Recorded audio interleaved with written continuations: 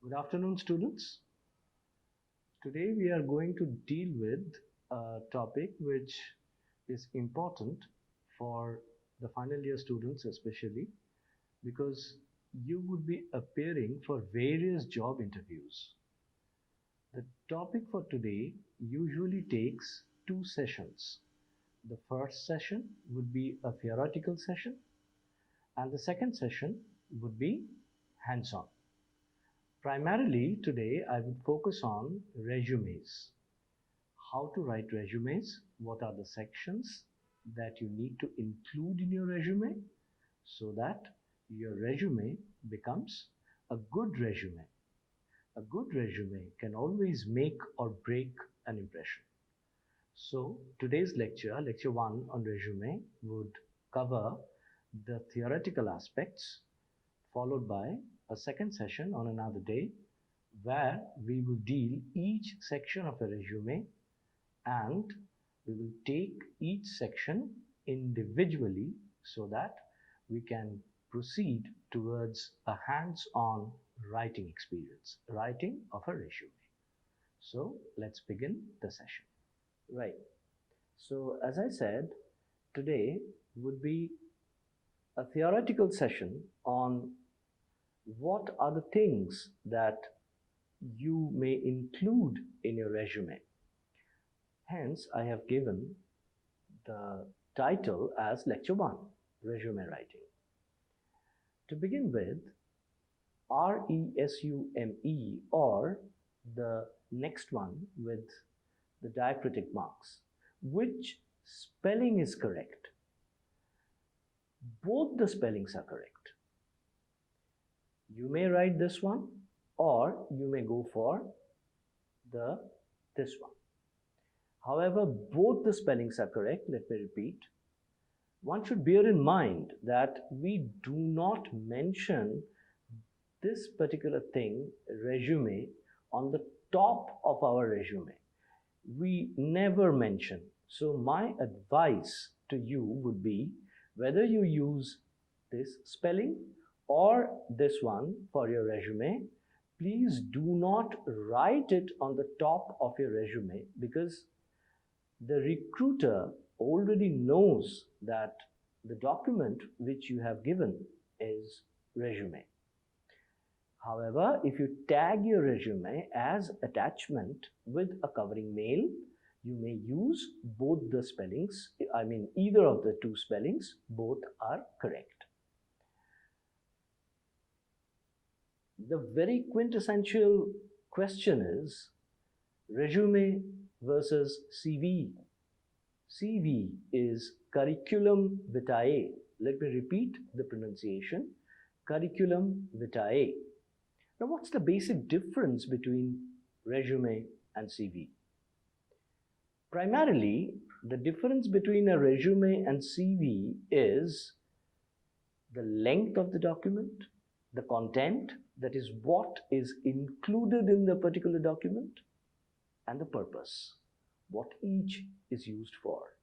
However, for freshers, both resume and curriculum vitae, that is CV, mean the same thing. Theoretically, resume is 1 page or 2 page max. Most preferable version is 1 page. A resume is 1 page summary of your education, skills, and experience. A resume is brief and concise. That is why it should not be more than 2 pages. Ideally, 1 page. The best resume is a 1 page resume. However, you can extend it max to 2 page, which is not advisable. A curriculum vitae or CV is a longer version, at least 2 pages. It can be more than 2 pages because it is a detailed synopsis, a summary of your educational background, teaching and research experience, publications, presentations, affiliations, and all. A curriculum vitae is primarily used by experienced people and for academic purposes. It is used for academics, education, scientific or research positions. If you are applying for these positions, then these positions require a detailed documentation. So, in case of these, a curriculum vitae or CV is always preferred to a resume. For freshers, resume and CV mean the same thing. Now, how important is your resume? There's a proverb: you will never get a second chance to make a first impression. This is true when you submit your resume, or this is true in case of your resume. A good resume, a nicely organized resume, can make or break the impression. It can open a door. A good resume can open a door, but an inferior one, a one which is not neatly organized, can just quickly close the door for you. I'm sorry. Your resume is you as a product, as a human resource. So you have to make sure that it represents you well enough so that the recruiter gets a good look at your accomplishments and you create a first impression by dint of a very good resume. Now, as I told you that you are, as a human resource, you are a product. Whatever skills, whatever educational qualifications you have is your USP. You need to present your skills, your education to the recruiter in a way that he can understand you by reading your resume, by just having a cursory glance at your resume. For example, this is a product. Now, the size of the product is small. If we concentrate on what is written here, it would be easier for us to find out what the product is, what are the ingredients, and what it does. So the size is small. However, this particular label which is affixed to the product gives, in a nutshell, primary information for a customer to find out what is inside. This is you as a human being, and this is your resume. Had this been very clumsily written, you would have never bought this product because you would have never been able to understand what the product contains. So, the liquid inside comes second. The label comes first. A smaller version. Now, let's look at the same product with a bigger space. See, though the space is larger in comparison to the first one, they have used the same number of text on the label. So from the label itself, you can know what is inside, what this particular product is capable of doing, composition at a glance. Though the size is bigger, the manufacturer could have written a great deal about the product on the front face itself. The manufacturer did not do it because he wanted it to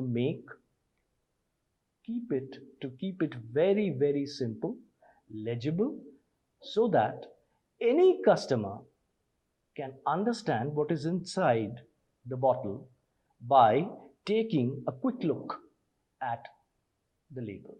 This is exactly the function of your resume. A good resume is like a good label on a product, which can either make or break a first impression. Remember, I'm not endorsing any product, neither I'm advertising for a product. This is just an example of what a resume is capable of. All right. So I hope now this particular sentence is clear to you. A great resume can open a door, just like a good label on a good product. But an inferior one, an inferior resume, a resume written clumsily, can just as quickly close one. It can close the door for you without any delay. As I said, your resume is you. If your resume is neat, it means you are neat and clean. If it is well organized, it means you are well organized. If your resume is error-free, free from spelling mistakes, it means you have attention to detail. You are capable of paying attention to each and every detail meticulously. If your resume has a professional appearance, it means you are careful and competent. Now, the resume and its purpose. Just like a label on a product, a resume is a short descriptive document. Please remember, it is a short descriptive document. It may sound a bit like an oxymoron, short but descriptive. Yes, a resume, a well-written resume, can be of one page, short, and it can also be descriptive. It is an account of your work experience, education, objectives, personal qualities, and special skills.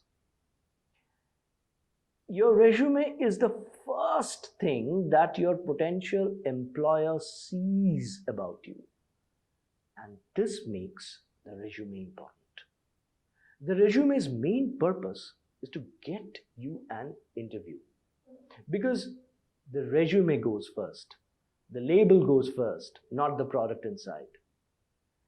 Your resume will earn the scope of presenting yourself through an interview in front of a recruiter.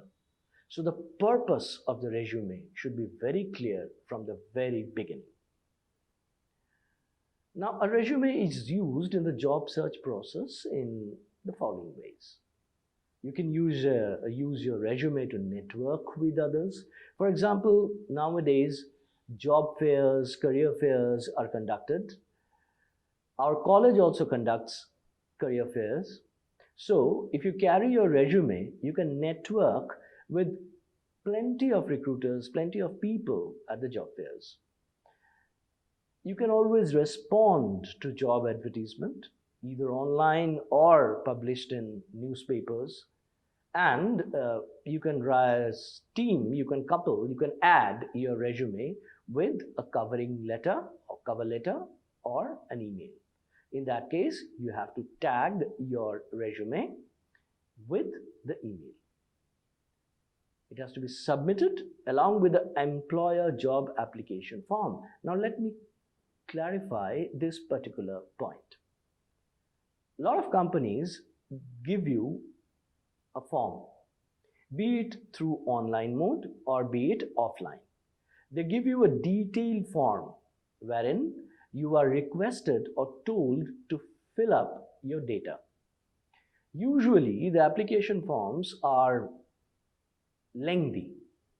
It contains everything. And they also tell you to upload your resume after filling the application form, if the application form is filled up online. Whereas in offline mode, they give you the form, you need to fill up the form in hard copy, and then you have to staple your resume with it. What is the purpose of this? Because the recruiter wants to have a quick look at your accomplishments through your resume and then get a detailed idea of what has been mentioned in the resume through the application form. So, it is important to carry your resume to any job interview.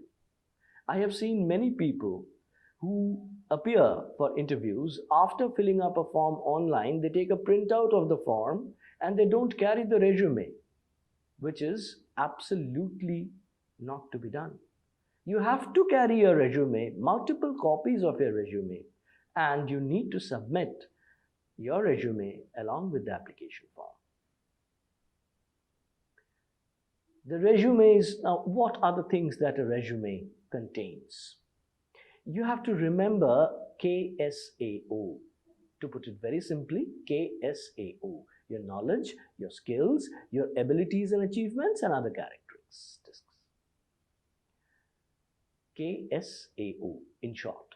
However, it contains your personal contact information, objective, education, experience, awards, activities, skills, and references.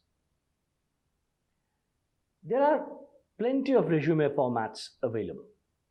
If you log on to the internet, if you search, you will get plenty of resume templates and plenty of resume formats. However, by and large, irrespective of a format, a standard resume can be categorized into a chronological resume, functional resume, and a combination resume.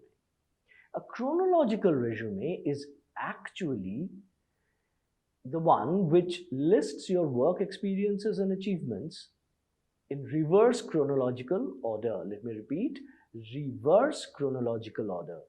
It means the current or the most recent one should be put first, following up with the previous job's detail.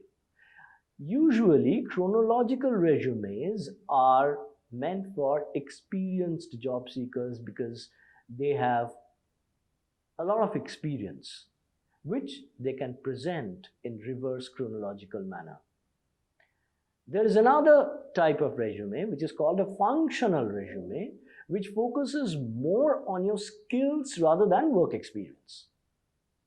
Functional resumes are useful for a recent graduate, or if you are switching careers. For example, if you are doing a job for 1.5 years and you want to switch your job, your first job switch, then instead of a chronological resume, you would better use a functional resume, especially if that is your first job switch. The best is, of course, a combination, which is a combination of the best things taken from a chronological and a functional resumes. This is preferred by recent graduates, and of course, this is preferred by the recruiters as well. A combination resume which takes the best of chronological and functional resumes. Now, combination resumes are also called targeted resumes. Now, what does the word targeted means? Targeted means you have to make alterations, you have to change a few things in your resume according to the job description or job profile that you are applying for. The same resume which you would be submitting for the post of a teacher in a school may not be applicable if you are applying for the back-end IT job in an MNC. There, the skill sets would be different, and you need to float certain skills on top if you are applying for a back-end IT job in an MNC, and push down certain skills which otherwise would be important for a teacher's job. So, the resume for a teacher's job would be different from the resumes of a back-end IT job in an MNC. That is what the word targeted means. It is targeted towards a particular job, keeping in mind the job role and the job description. Information in a combination resume should always be in reverse chronological order, especially your education qualifications. That is, the most recent ones are to be written first. And as I told you earlier, it is tailored or structured as per the job profile.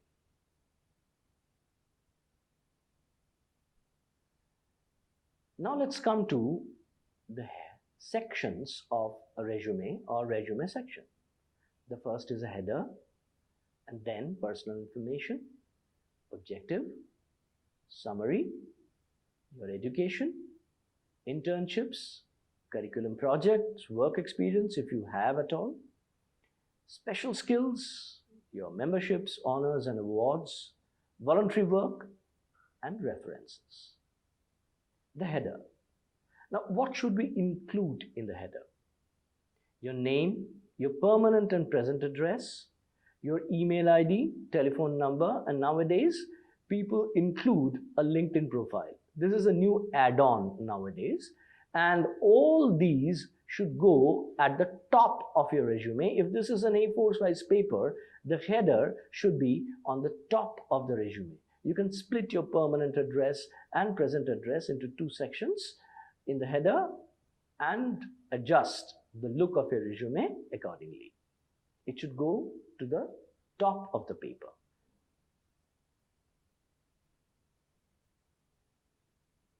Now let's come to the objective statement. Now, what is an objective statement? It is primarily the pitch of your resume because it mentions the goals and objectives of your career. Now, the objective statement also varies from job to job. You need to tailor your objective statement. It has to be very short, 2 or 3 sentences maximum, and it should be clearly written. A well-written objective can grab the recruiter's attention because that is the first thing that will hit the recruiter's eyes, your objective.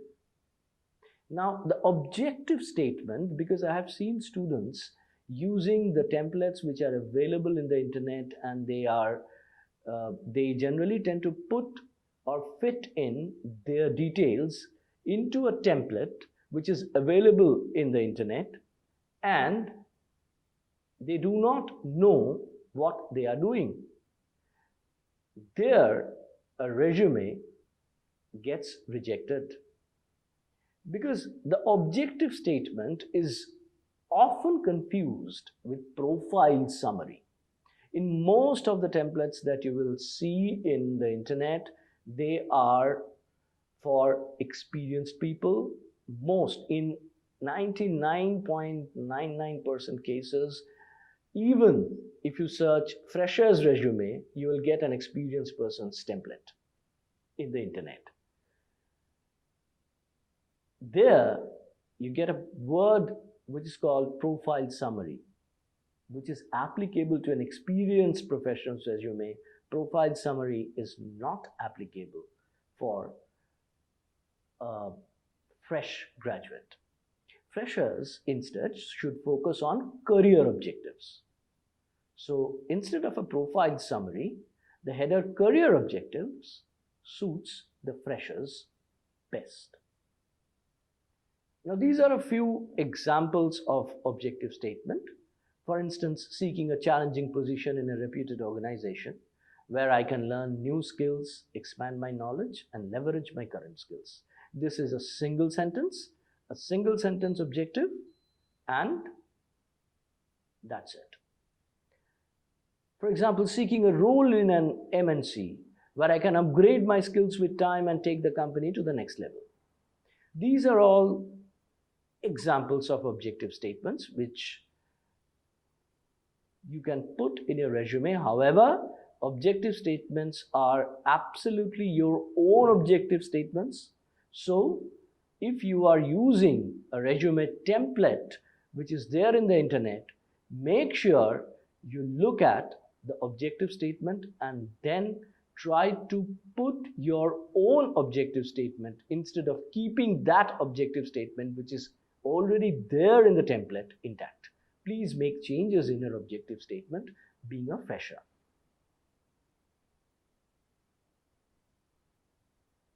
Now comes professional summary. The next header, the best is summary. You can write career summary, Profile, I have kept the word profile because I have seen students using this particular word despite the fact that profiles are meant for experienced person. My advice to you would be not to use the profile or professional profile. However, I have kept this, but it's best to use summary. And the summary should be tailored according to the job that you are applying for, keeping in mind the job description, or JD as it is called in short. Every job has a job description and a job role tagged with it. You have to go through the job role and job description, and accordingly you should tailor, you should make changes in your summary. This is an example: knowledge of computer hardware, computer communications and systems engineering, effective team building, multitasking and communication skills, quick learner, an effective decision maker. You can use bullets here, you can use a bullet here, you can use a bullet here, and you can use a bullet here as well. So 3 sentences would be enough for your summary. Remember not to use any inflated adjectives, any adjectives like excellent knowledge of computer hardware, or excellent team building or multitasking skills, excellent communication skills. I have seen people, students, coming up with resume and saying, sir, is this correct? With a summary written where I find excellent communication skills. You are not there to judge yourself. Communication skills are highly relative.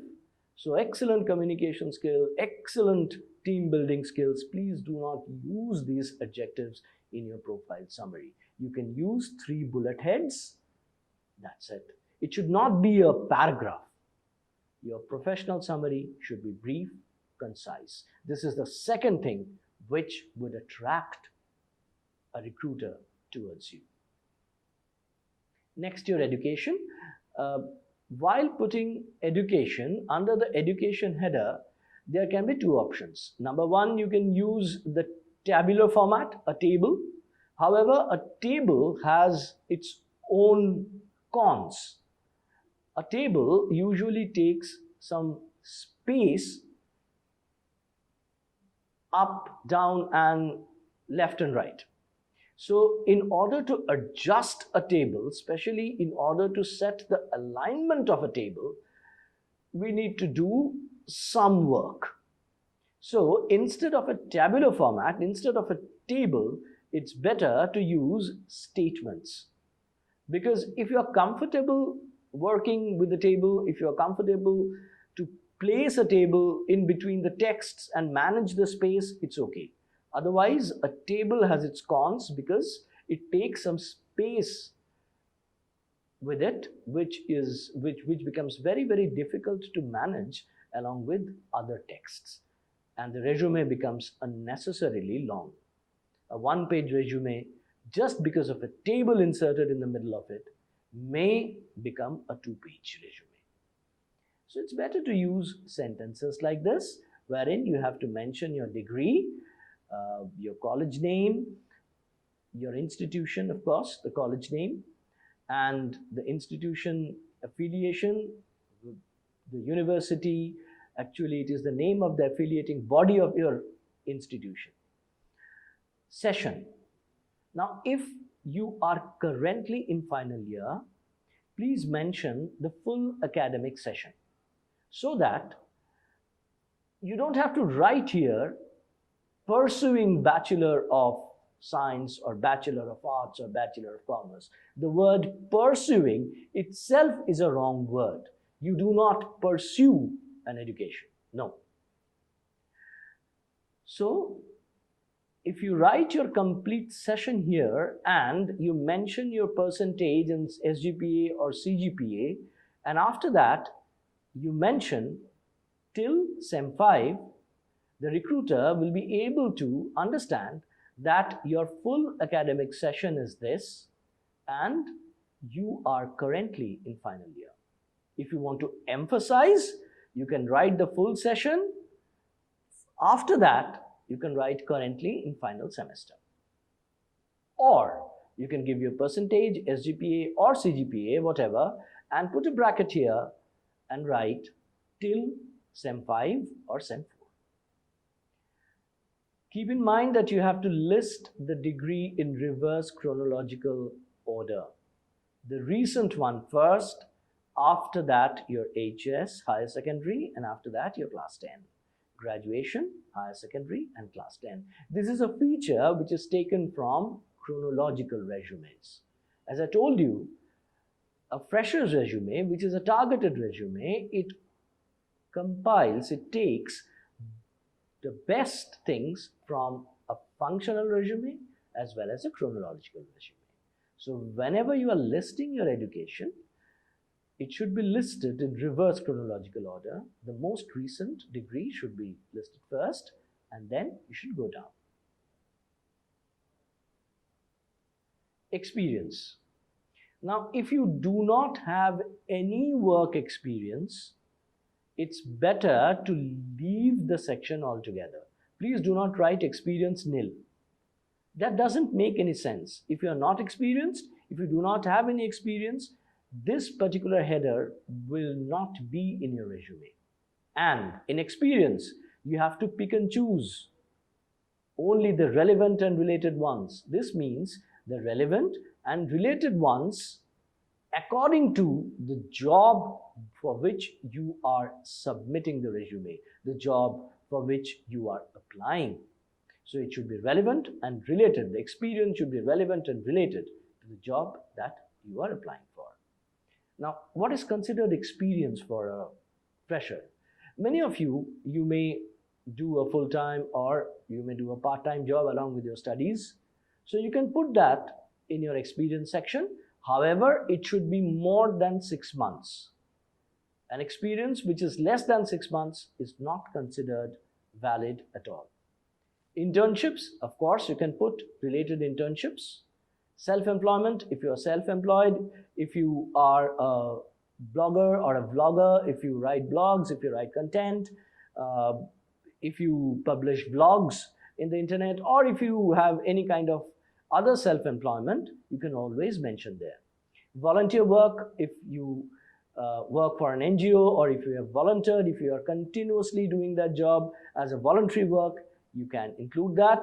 Your projects, your curriculum project, the project which you do as part of your curriculum can always be included under the experience header. However, there the experience header would not be experience. You have to write curriculum project instead of experience, and then you can mention the project. However, voluntary work, self-employment, internship can directly go under experience. Now, what information to include? You have to mention, of course, the name of the organization, address, the job profile, internship title, and internship role. The date of employment, the date of internship, okay?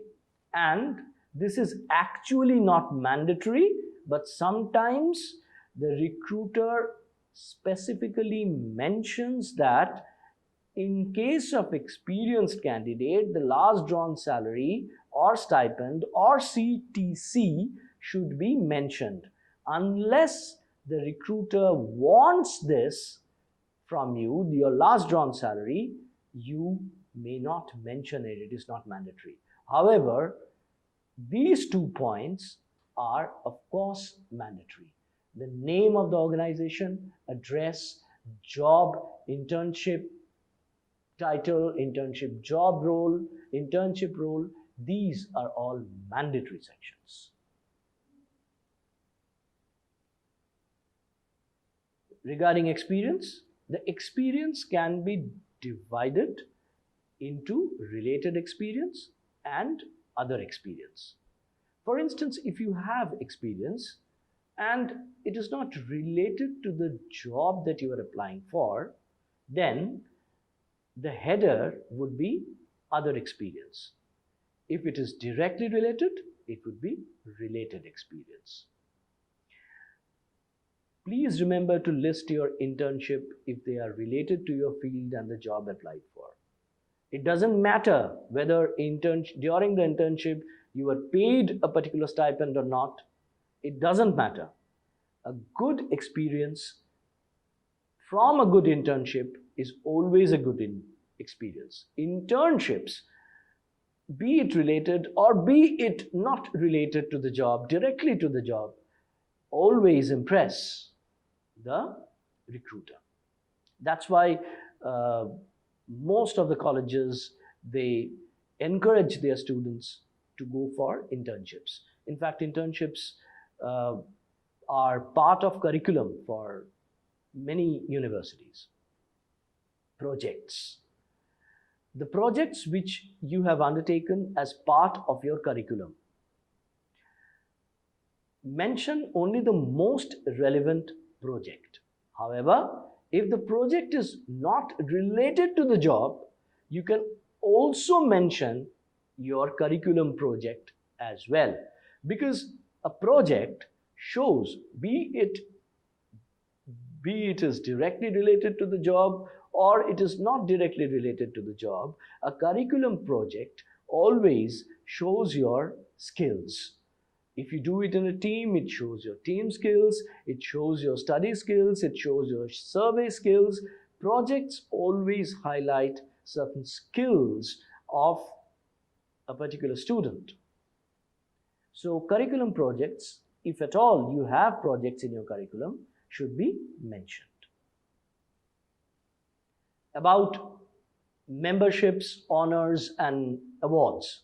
You have to include memberships in campus and community organizations. You have to make a special note if you have held an office or a post. For example, if during a particular event at your college, you have been made the secretary, so you can mention the post because it shows your leadership skills.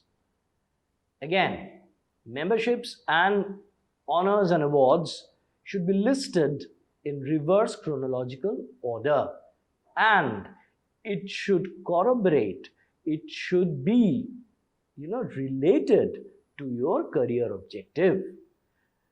Each and everything in a resume is a related thing, especially if it reflects your soft skills. Now, if you get a scholarship, please mention the name of the organization from which you have received the scholarship and who awarded it to you. The name of the scholarship and who awarded it to you.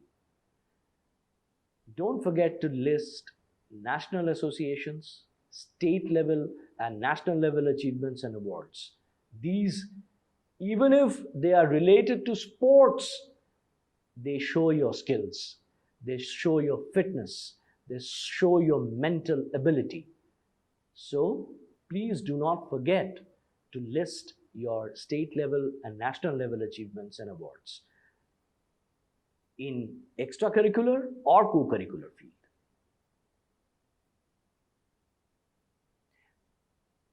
Now comes skills. Skills can be listed according to the job profile. Actually, skills have to be listed according to the job profile. Certain skills have to be floated on top depending upon what position if you are applying, what position you are applying for.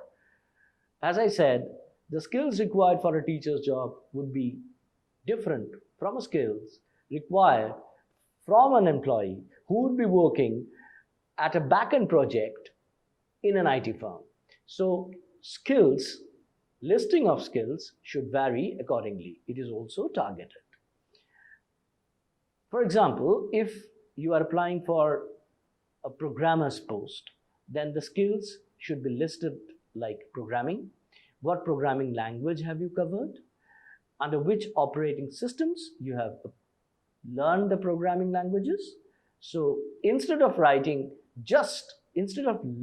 the names of these application programs or these programs, it's better to use header or subheader format. Microsoft Excel skills. I have seen people writing conversant with Microsoft Office under IT skills. This single statement does not reflect anything. If you are through with Excel, you can list your Excel skills like this under a broad head Microsoft Excel skills and followed by the nitty-gritties, the things which you know under Microsoft Excel. Excel is capable of doing many things. Advanced Excel, basic Excel, depending upon your certifications and skills, you have to list them. Now, the experience part being covered, let's go to memberships, honors, or awards. You can include memberships in campus and community organizations. You can make a special note if you have held an office or a post. For instance, if at your college you have been made a secretary of a committee for cultural event, students committee. So you can always mention that office or post that you have held in that particular event or program, because that shows your leadership skills, that shows that you are competent enough to lead a team. These skills are required for each and every job, irrespective of the job description. So you can always make a special note of it. Remember, the achievements, memberships, honors, and awards are to be listed in reverse chronological order. That is, most recent should be placed first, and it should go by your career objectives. It should be, if it is related to your career objective, nothing like that. Do not forget to mention state level and national level achievements, be it co-curricular or extracurricular. Please mention state level and national level achievements, awards, medals, and honors, because these carry points. It may or may not be directly related to the job, but yes, that is an added qualification, that is an added skill which will always be there in your resume. Now, if listing a scholarship, if you want to list a scholarship, please mention its name, the name of the scholarship, the name of the scheme, and from whom you have received the scholarship. Of course, this is not a general scholarship. This scholarship is or refers to a scholarship of merit. Now let's come to the skills. Skills, especially hard skills, if you are from, say, IT background or CS, that is computer science background, please do not write only the names, that is Python, Java, or covered Python, Java, C++, SQL, and leave it like that. No. The best is to use a broadhead programming and then use a bullet head, wherein you would be mentioning the names of the programming languages and the purpose for which you would be using or you are trained to use those programming languages.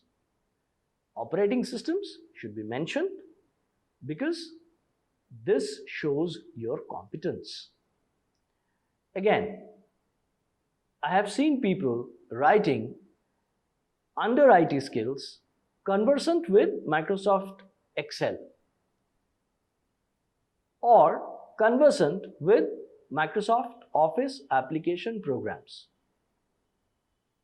Dear students, I don't know how many of you have in your life taken a look at how many application programs does this particular Microsoft Office offer. Other than Word, Excel, and PowerPoint, the three commonly and widely used application programs under Microsoft Office, there are other application programs also, which you may not have used ever in your life. So a statement like conversant with Microsoft Office application program can put you in trouble, because Microsoft Access is also there under Microsoft Office. Microsoft Publisher is another application program which is there under Microsoft Office. Many of you might not have used Microsoft Publisher or Access ever in your life. So you have to be very, very specific. For example, Microsoft Excel, especially if you are doing back-end reporting jobs, if you have done a course on advanced Excel, please do not mention completed a course on advanced Excel. That doesn't prove anything. You have to mention under subheaders what are the components, what are the things that you have learned under advanced Excel, so that your resume stands out from the rest. Your voluntary experience or the work which you volunteer, it can be job, it can be a voluntary experience which is related to the job role. For example, if you are applying for the post of a teacher, if you are volunteering for a night school, so that experience will always be there under voluntary experience. Social work done as voluntary service or being part of NSS unit of a college or an NCC or an NGO or as part of any initiative by the college or educational institute can be listed under volunteer experience or voluntary experience in reverse chronological order. Again, the most recent ones should go first.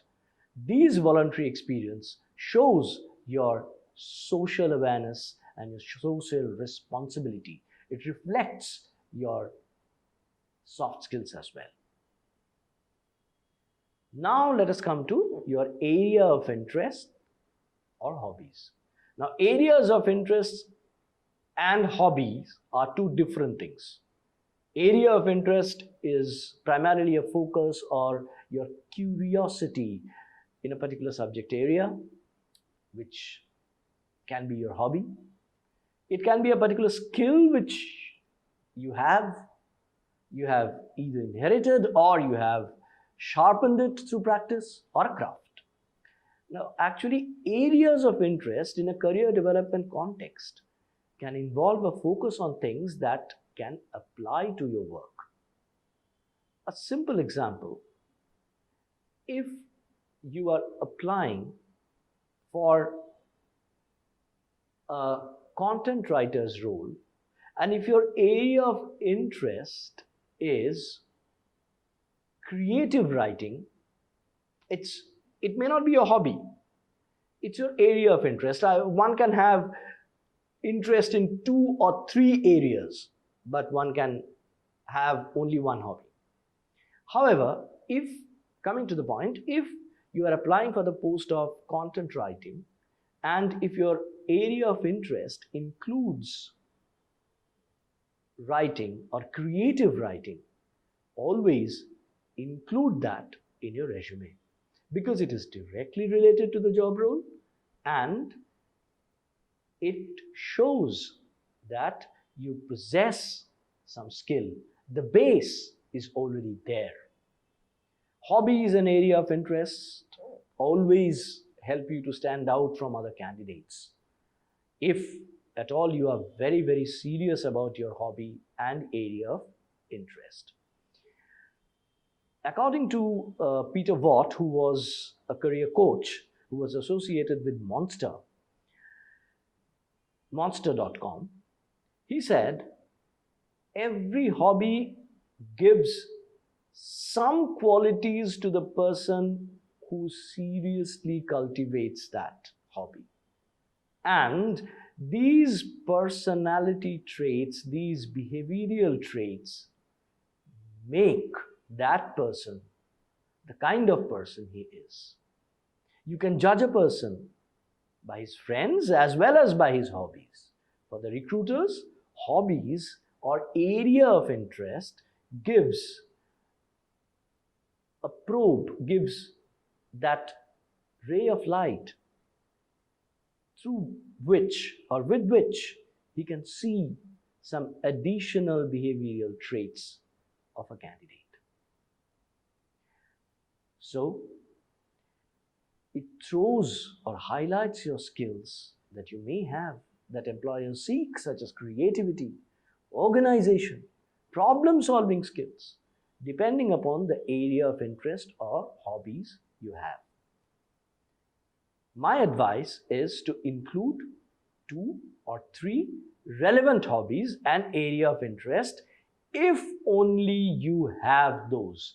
Please do not make any false statements regarding your area of interest or hobby, because you may be cross-questioned, and if found that you have cooked up your areas of interest or hobbies, that will go strictly against you. These are not mandatory headers, but yes, if you have some area of interest or a hobby which is directly related to the job or the job role, it's better to list it in your resume. Now, references. References are not always mandatory. You can always write this particular line, references available on request or references available upon request, under the references section. The references section is important, but it is not always mandatory to list your references. References section is important. Under reference section, you can write references available on request in your resume. If it is mentioned that you have to write or give at least 2 or 3 references, what you have to do is first keep your references. It can be your HOD, it can be a mentor, it can be a project guide, he or she can be your employer, ex-employer, updated on your job hunt. You have to seek permission, formal permission from the person whose reference you are going to mention or you are about to mention in or under the reference section in your resume. Let me repeat, references, the section would be there, the header would be there. If it is not mandatory, you can write a simple sentence, references available on request. Or if it is mandatory, 2 or 3 references, you have to seek formal permission from the person whose reference you want to include under the references section. And the list should include the name of the person, job title of the person, place of employment, of course, of the person whom you are mentioning under your reference, contact number, email ID. Sometimes your span of acquaintance with that reference is also required. For example, if the reference knows you for 2 years or 3 years or 1 year, so the span of reference has to be given. Photograph and signature. Recent colored passport size or recent color photograph to be digitally affixed or inserted. It should be a digital copy on the top of your resume. And your digital signature, that is the full signature, it should be at the end of your resume. The most important thing, never ever include false information on your resume. With the technology that is available today, employers can easily check on your background. They can easily go through the college website, or they can contact your college, they can get in touch with your references, or they can search internet about certain experience or certain things that you have mentioned. And if any information is found false, your resume would be outright rejected. In fact, after being selected, If any information is found false on your resume, you may lose your job. So, be it your hobbies, be it your interest, be it your voluntary experience, be it your certifications, be it your IT skills and other skills, there should be nothing but truth, only truth on your resume. With this, I would like to end today's session because we have covered by and large the sections, the things which your resume would include, how to write, and what to include. In this next phase, that is lecture 2, we will take each section with respect to a resume. Thank you very much.